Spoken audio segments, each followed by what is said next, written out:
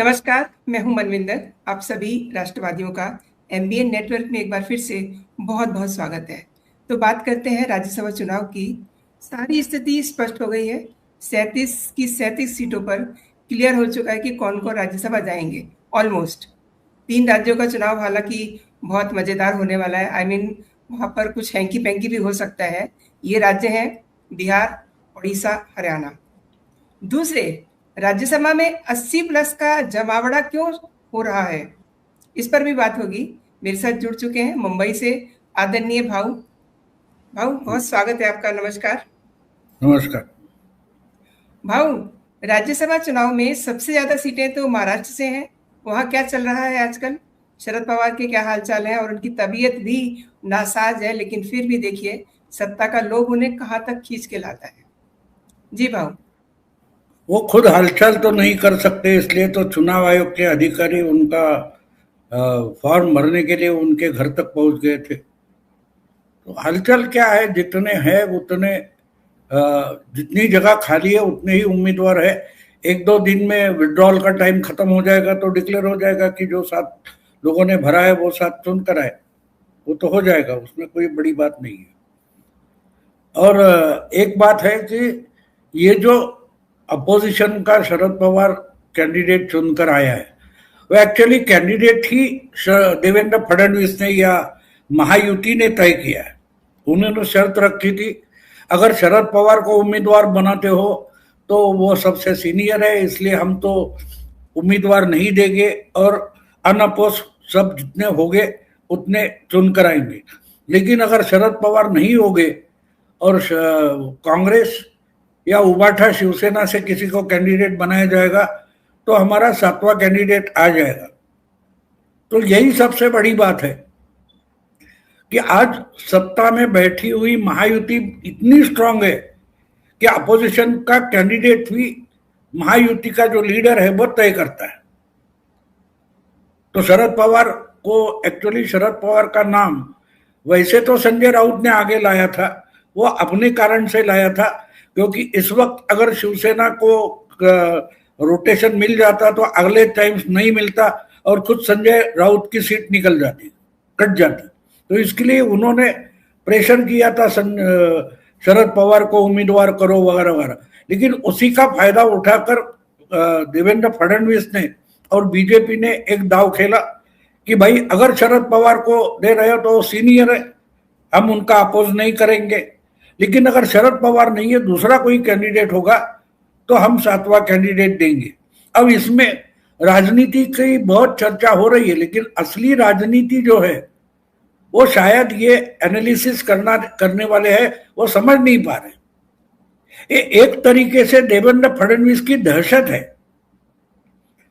कि अगर मैं चाहता वो कैंडिडेट नहीं दोगे और तुम अपनी मनमानी करोगे कि 16 एमएलए है तो कांग्रेस लड़ेगी, 20 एमएलए है तो उद्धव ठाकरे लड़ेंगे, तो ठीक है लड़ो, लेकिन कम से कम अपने एमएलए जो है ये अपने ही उम्मीदवार को वोट देंगे, इसकी भी खातरी कर लो, विश्वास कर लो, वरना वो टूट जाएंगे। यानी देवेंद्र फडणवीस जब एक एक्स्ट्रा उम्मीदवार डाल सकते हैं बोलते हैं, उसका मतलब सबको 2022 की याद आती है। 2022 के जो 4 साल पहले चुनाव हो गए थे उसमें देवेंद्र फडणवीस ने बीजेपी के 2 आ सकते थे, फिर भी एक कैंडिडेट जो कोल्हापुर के है धनंजय महाडिक, उनको खड़ा कर दिया था और पर्याप्त एमएलए नहीं थे, फिर भी उन्होंने वो एक्स्ट्रा कैंडिडेट चुन के लाया और कांग्रेस, शिवसेना और एनसीपी के पास पर्याप्त संख्या थी, फिर भी उनका एक कैंडिडेट हार गया क्योंकि उनके एमएलए टूट गए थे, उन्होंने क्रॉस वोटिंग की थी। तो एक तरीके से शरद पवार को मान लेना महाविकास आघाड़ी ने, उसका मतलब यह है कि उनका अपने ही एमएलए पर भरोसा नहीं है, ना कांग्रेस का है ना उद्धव ठाकरे का है। ये सबसे बड़ा एनालिसिस उसमें।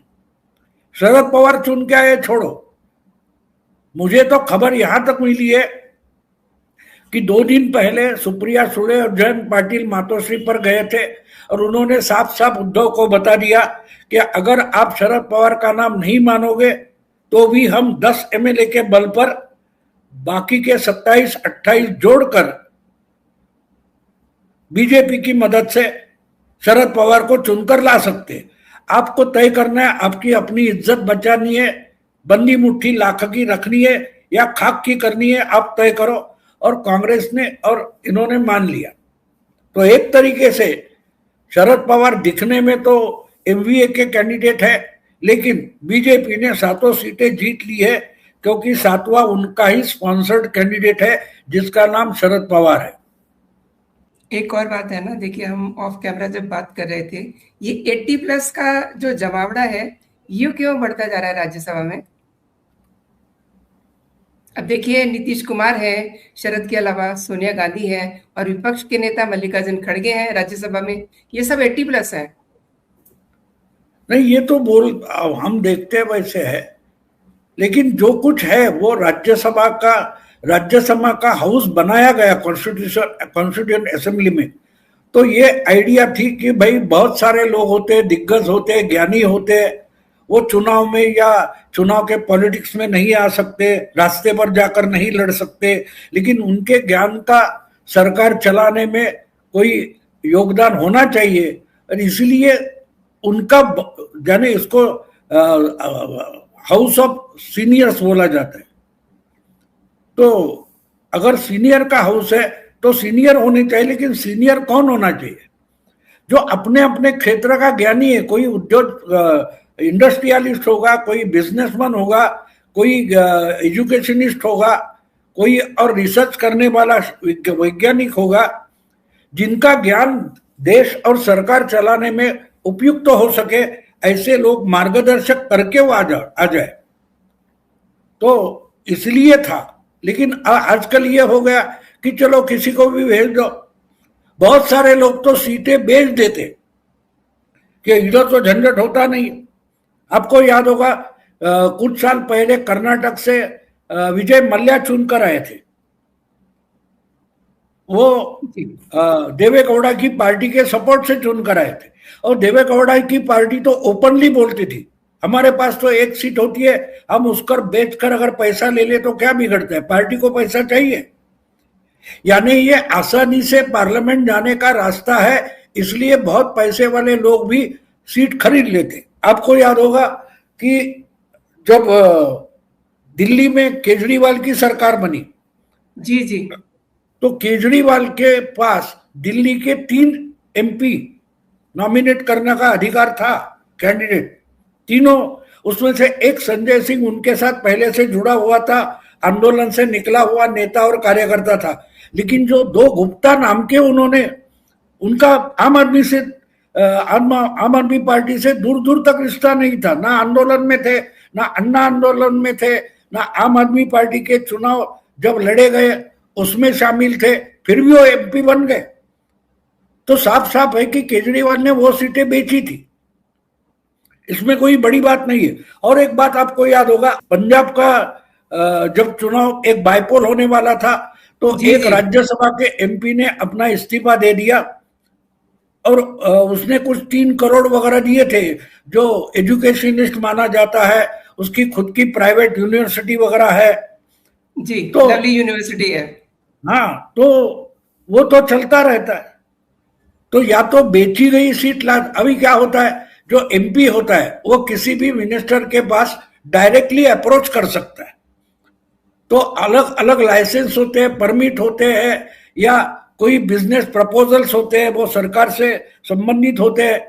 तो सरकार चलाने वाले मिनिस्टर के पास जाना इनके लिए कोई आम मैनेजर या कोई बिजनेसमैन बन के जाना मुश्किल होता है टाइम मिलने के लिए। तो इससे अच्छा होता है कि भाई हम ही एमपी बन जाए, तो एमपी है तो डायरेक्टली एक्सेस मिल जाता है। तो एक तरीके से ये लोग, मुझे लगता है कि कम से कम 20-25 लोग राज्यसभा में आज ऐसे हो गए कि जो किसी ना किसी बिजनेस हाउस के प्रतिनिधि है, ना कि उस राज्य के, उस पार्टी के, या उस गठबंधन के वगैरह कोई है। वो कोई ना कोई इंडस्ट्रियलिस्ट बिजनेसमैन के नुमाइंदे बनकर राज्यसभा में बैठे। विजय मल्ल्या तो आपको याद होगा, उसके पास ये जो डिप्लोमेटिक पासपोर्ट था राज्यसभा का मेंबर करके, वो राज्यसभा से निकला और डायरेक्ट एयरपोर्ट पर गया और भाग गया, डायरेक्टली था, भाग गया। तो राज्यसभा जिस कारण से बनी थी उसका कोई मतलब नहीं बचा है। अब दूसरी बात आपने पूछी कि ज्यादा उम्र के 80 के पार हो चुके लोग राज्यसभा में लाए जा रहे। तो पहले जमाने में ये होता था कि भाई कोई बूढ़ा हो चुका है, उसको अभी भी रिटायर होने की इच्छा नहीं, तो चलो उसको राज्यपाल बना दो, राज्यपाल बनाते थे। लेकिन अब ये उम्र बढ़ने के बावजूद जो सत्ता की लालसा वाले नेता है वो कम, उनकी संख्या होने के बजाय बढ़ती जा रही है, तो ठीक है उनको राज्यसभा में भेज दो, ये होता है। तो इसलिए अब शरद पवार की बात देखो, जो खुद उठकर चुनाव आयोग के ऑफिस में रिटर्निंग ऑफिसर के पास जाकर अपना नॉमिनेशन फाइल नहीं कर सकते, और एक दिन पहले भी नहीं, 20 घंटे 18 घंटे पहले हॉस्पिटल से डिस्चार्ज लेकर घर में आकर बैठे, क्योंकि चुनाव आयोग के लोग आने वाले। अब ये राज्यसभा में जाकर क्या करने वाले? पिछले 12 साल से शरद पवार राज्यसभा में है, इन्होंने ऐसा एक सब्जेक्ट पर, एक प्रस्ताव पर कोई बड़ा भाषण दिया कि जो मार्गदर्शक हो, यूजफुल हो, नहीं है। फिर भी इनकी लालसा खत्म नहीं हो रही है।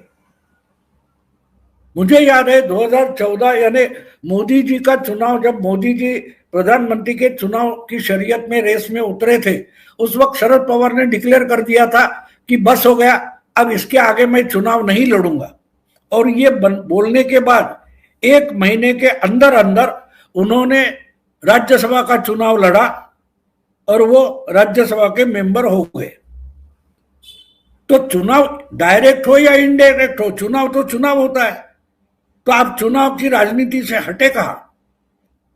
क्योंकि ये डर होता है कि अगर मैं सत्ता की सर्कल में नहीं रहूंगा तो मुझे कोई पूछेगा नहीं, ये डर इनके मन में होता है, और इसलिए वो सीट को चिपक कर बैठते।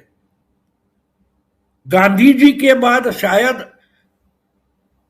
बाला साहब ठाकरे एक ऐसा नेता निकला कि जो कभी चुनाव नहीं लड़ा, फिर भी उसका दबदबा था। एक गांधी जी थे, ना जवाहरलाल नेहरू थे, ना इंदिरा गांधी थी, ना सोनिया गांधी, कोई भी ले लो, ना शरद पवार, ना एनटी रामाराव, ना जयललिता, एक एक देखो, दो दो पोल के लोग हैं। गांधी एक अलग कैरेक्टर है, बाला साहब ठाकरे एक अलग कैरेक्टर है। लेकिन बाला साहब ठाकरे ने कभी चुनाव नहीं लड़ा। बहुत सारे अपने चेले चेले थे, अनुयायी थे, सपोर्टर थे, उनको मेयर बनाया, कारपोरेटर बनाया, एमएलए बनाया, एमपी बनाया, मिनिस्टर, चीफ मिनिस्टर तक बनाया, लेकिन वो चुनाव नहीं लड़े। कि चुनाव से आने वाली सत्ता की उनको जरूरत नहीं थी, वो असली नेता होता है।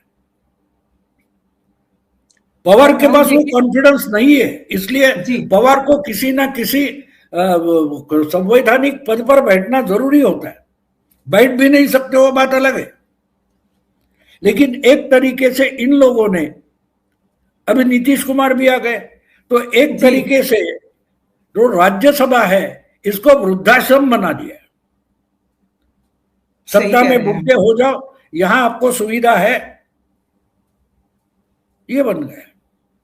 ठीक कह रहे हैं, एक बंगला मिल जाएगा, दिल्ली में रहेंगे। और देखिए मल्लिकार्जुन खड़गे, ये भी 85 प्लस है और पानी पी पी करके बोलते हैं। यही हाल सोनिया गांधी का है, अक्सर तो वो हॉस्पिटलाइज रहती है। और भाऊ हरियाणा में जो चुनाव जो है बड़ा दिलचस्प होने वाला है, क्योंकि ऐसा लग रहा है वहां पे वही इतिहास दोहराया जाएगा जो 2016 2022 में हुआ था। क्योंकि कांग्रेस के पास कहने के लिए 37 विधायक हैं, लेकिन जीतने के लिए उसे 31 वोट चाहिए। पर खतरा भाऊ क्रॉस वोटिंग का है। जी नहीं, अभी वो एक बात समझ लो आप, जब पेरेंट्स गलतियां करते तो बच्चे भी करेंगे ना। नेता कौन होता है? नेता उस पार्टी, उस संगठन का पेरेंट होता है। अगर आप सत्ता के लिए कुछ भी करोगे तो आपके जो एमएलए होते हैं, एमपी होते हैं, कारपोरेटर होते हैं, वो अपनी अपनी जगह सौदेबाजी करेंगे, क्यों नहीं करेंगे? अब उद्धव ठाकरे ने मुख्यमंत्री बनने के लिए पूरी की पूरी 56 एमएलए की सेना थी, फौज थी, वो तबेला ही बेच दिया। वरना एक दो लोग तोड़ लेते हैं, क्रॉस वोटिंग होता है तो बोलते हॉर्स ट्रेडिंग हो गया, ये तो तबेला ट्रेडिंग हो गया, पूरा तबेला उठाकर बेच दिया। जी।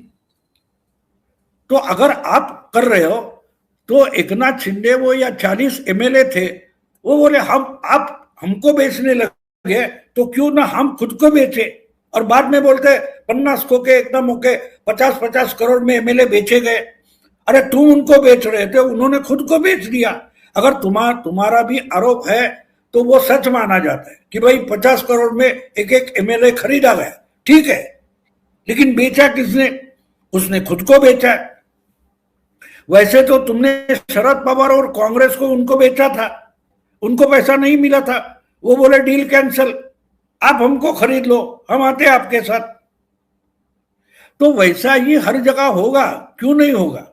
अगर नेता अपने कार्यकर्ताओं को बेचेगा, वो भेड़ बकरी तो है नहीं कि चुपचाप भाई इसके उसके पास था, कल जाके उसके तबेले में बैठ जाएंगे। उनको भी अपनी दिमाग है, वो लोगों में रहते हैं, चुनकर आते हैं। तो वो जब देखते हैं कि आप उन्हें बेच रहे हो तो बोलते हैं मैं खुद को बेच दूंगा, क्या बात है, क्यों नहीं बेचूंगा? अगर महंगी कीमत लगाकर आप अपनी तिजोरी भर रहे हो तो मेरे पास भी छोटी तिजोरी है, मैं खुद को बेचकर मेरी तिजोरी भर देता हूं। मुझे वो गलत नहीं लगता, क्योंकि अगर नेता ये काम कर रहे तो क्यों नहीं? देखो एक समय था जब वीपी सिंह प्रधानमंत्री बने तो बीजेपी के पास उस वक्त कुछ 89-88 एमपी थे, उन्होंने बाहर से सपोर्ट किया था, सत्ता में नहीं गए थे। सीपीएम ने भी बाहर से सपोर्ट किया था, वो उनको भी 10-12 मिनिस्टर मिल जाते वीपी सिंह के गवर्नमेंट में, सीपीएम को 6-7 मिल जाते, उन्होंने नहीं किया था ना। तब जब विचारधारा की बात करते हो तो सत्ता का सौदा कैसे करते हो? महाराष्ट्र में जब उद्धव ठाकरे मुख्यमंत्री बने तो कांग्रेस बोल सकती थी हमको बीजेपी दुश्मन नंबर 1 है, शिवसेना भी दुश्मन है, लेकिन बीजेपी को हटाने के लिए कांग्रेस को सपोर्ट कर, उद्धव को सपोर्ट करते, बाहर से करते, बोल सकते थे ना, नहीं बोला। आपको 12 मिनिस्ट्रियां चाहिए थी, तो ये तो सौदा हो गया। कौन सी विचारधारा बची है? नेता अगर पार्टियां कर रही है तो उनके इंडिविजुअल एमपी एमएलए कारपोरेटर भी खुद को बेचेंगे, उसमें गलत क्या है? फिर वो हरियाणा का हो, उड़ीसा का हो या और कहीं का हो, कुछ फर्क नहीं पड़ता। अपने भाऊ तबेला ट्रेडिंग की बहुत बड़ी बात की है। और शनिवार को प्रधानमंत्री नरेंद्र मोदी जी ने एक वीडियो जारी किया, जरा उसको देख लेते हैं। वे संविधान को पूरी तरह समर्पित है, वे संसदीय प्रणालियों के प्रति पूरी तरह निष्ठा रखते हैं। वे आज किसी पक्ष के सदस्य नहीं हैं, वो पक्ष प्रतिपक्ष से पूरी तरह ऊपर है। और मैं देख रहा हूं, जब उनको सदन में देखता हूं तब मुझे विचार आता है कि ये शायद शिक्षा की नगरी से आने का प्रभाव है कि वो लोकसभा अध्यक्ष के तौर पर भी एक अच्छे मुखिया की तरह सबको साथ लेकर के चलने की भूमिका में रहते हैं। और सदन में जितने भी हमारे माननीय सांसद गण हैं, उनको वो अच्छे से संभाल लेते हैं, उनकी भावनाओं को, उनके आग्रहों को बहुत ही आदर करते हैं। और एक ऐसे स्पीकर महोदय हैं जो सांसदों का सर्वाधिक सम्मान करने का स्वभाव रखते हैं। और कभी कभी कुछ बड़े घरानों के अहंकारी, उत्पाती अगर कोई छात्र आ भी जाते हैं, वह अपना हुड़दंग करने की आदत तो छोड़ते नहीं है, तो भी वो सदन के मुखिया की तरह सबको संभालते हैं। किसी को भी अपमानित नहीं करते, सबके कड़वे बोल भी झेल लेते हैं। और आपने देखा होगा हर बार वो मुस्कुराते हैं, एक मीठी हंसी उनके चेहरे पर हमेशा रहती है। शायद वो भी एक कारण है कि सदन में वो सर्वप्रिय है। जी भाऊ, चूंकि उनका इशारा भाऊ ओम बिरला के खिलाफ जो विपक्ष की ओर से अविश्वास प्रस्ताव लाने की तैयारी है वो भी है, क्योंकि ये विपक्ष वही है जो नंबर गेम में बहुत पतली हालत में है। जी भाऊ। नहीं, ऐसे प्रस्ताव बहुत लाए जाते हैं, उससे कोई फायदा नहीं होता, लेकिन टाइम पास होता है।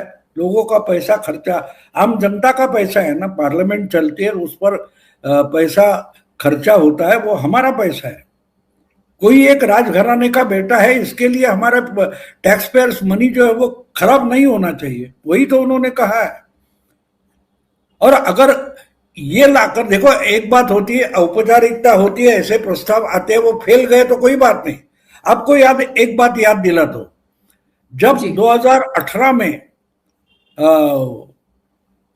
पहली टर्म थी मोदी की, तो आखिरी साल में टीडीपी उनकी पार्टी, उनका गठबंधन छोड़कर निकल गए थे और टीडीपी ने अविश्वास प्रस्ताव लाया था, मुझे याद है आज।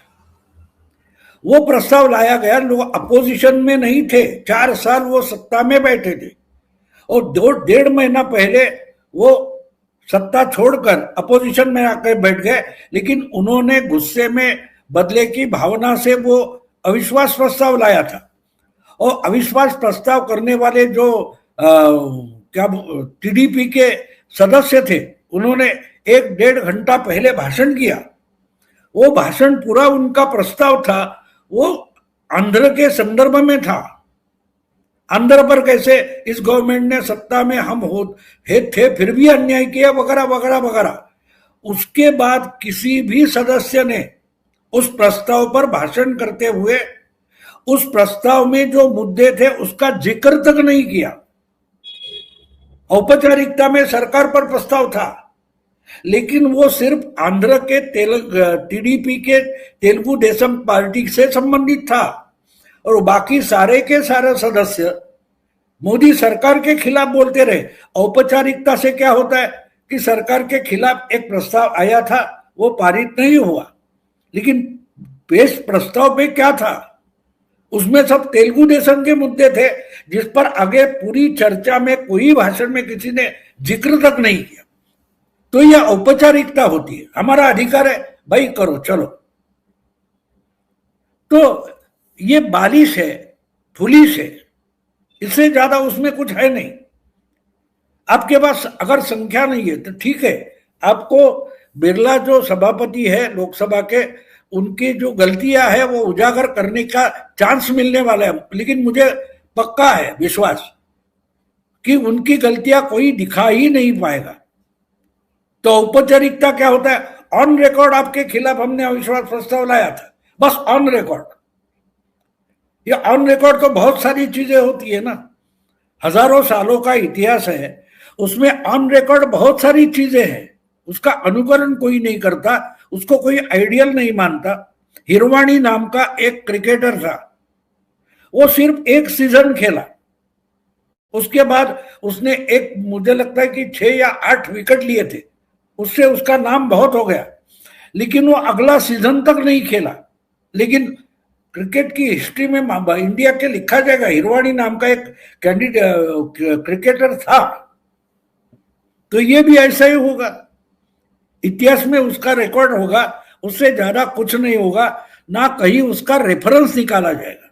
देखो एक समय था, हम स्कूल में बच्चे थे, डॉक्टर राम मनोहर लोहिया ने नेहरू ने बजट पेश किया था, उसके खिलाफ जोरदार भाषण किया था और उसमें आंकड़े, उसी बजट के आंकड़े लेकर नेहरू झूठे हैं यह साबित किया था।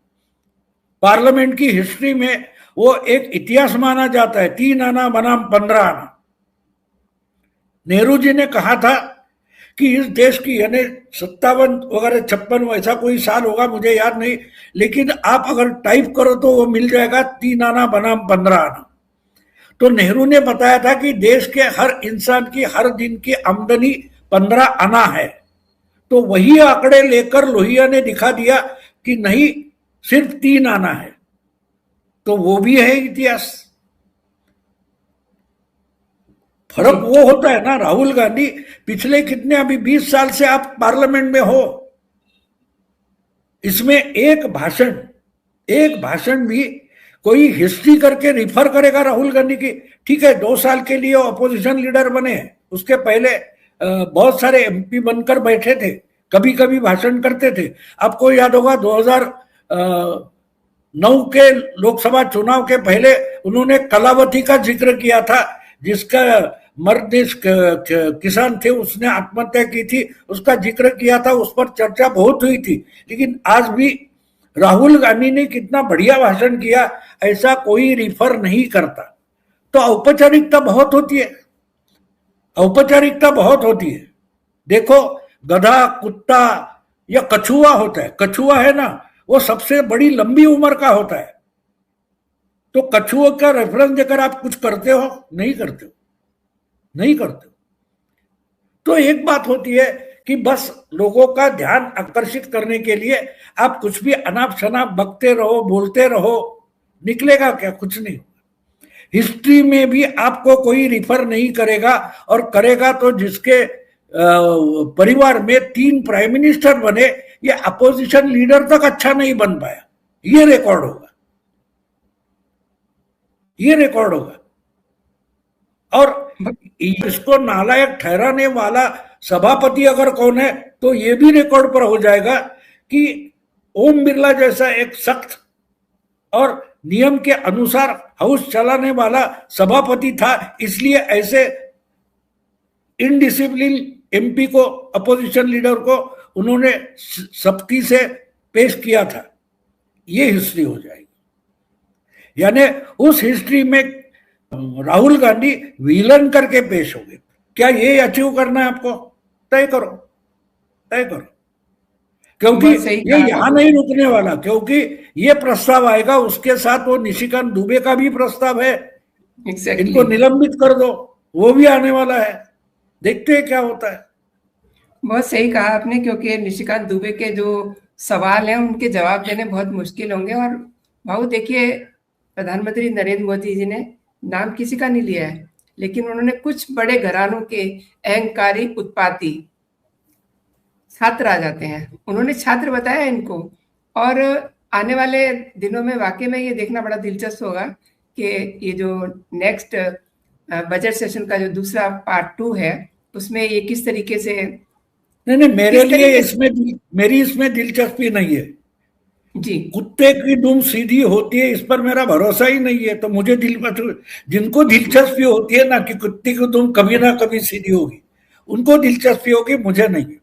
इसलिए तो मैंने जब 2024 का चुनाव खत्म हो गया और कांग्रेस 99 पर पहुंची और राहुल गांधी अपोजिशन लीडर बनेगा ये खबर आई, तब मैंने वीडियो बनाकर बीजेपी का अभिनंदन किया था। आपकी किस्मत बढ़िया है, आपको मेजॉरिटी नहीं मिली है, लेकिन सौगात राहुल गांधी की रूप में आपके सामने आई है। ऐसा वीडियो मैंने बनाया है 2024 के जून में।